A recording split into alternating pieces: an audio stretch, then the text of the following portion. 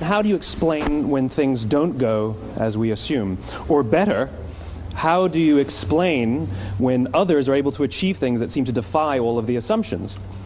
For example, why is Apple so innovative? Year after year after year after year, they're more innovative than all their competition. And yet, they're just a computer company. They're just like everyone else. They have the same access to the same talent, the same agencies, the same consultants, the same media. Then why is it that they seem to have something different? Why is it that Martin Luther King led the civil rights movement?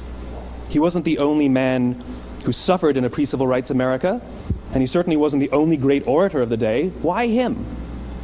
And why is it that the Wright brothers were able to figure out controlled powered manned flight when there were certainly other teams who were better qualified, better funded, and they didn't achieve powered manned flight, and the Wright brothers beat them to it?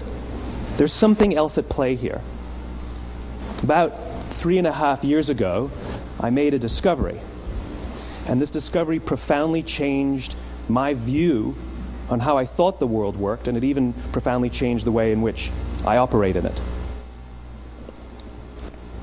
As it turns out, there's a pattern. As it turns out, all the great and inspiring leaders and organizations in the world, whether it's Apple or Martin Luther King or the Wright brothers, they all think, act, and communicate the exact same way, and it's the complete opposite to everyone else. All I did was codify it. And it's probably the world's simplest idea.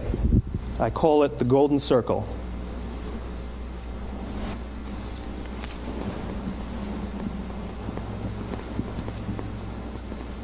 Why, how, what?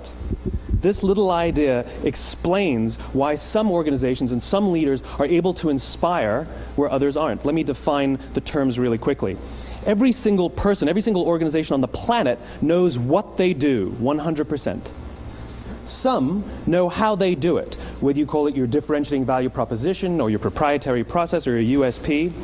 But very, very few people or organizations know why they do what they do. And by why, I don't mean to make a profit. That's a result. It's always a result. By why, I mean what's your purpose? What's your cause? What's your belief? Why does your organization exist? Why do you get out of bed in the morning? And why should anyone care? Well, as a result, the way we think, the way we act, the way we communicate is from the outside in. It's obvious. We go from the clearest thing to the fuzziest thing.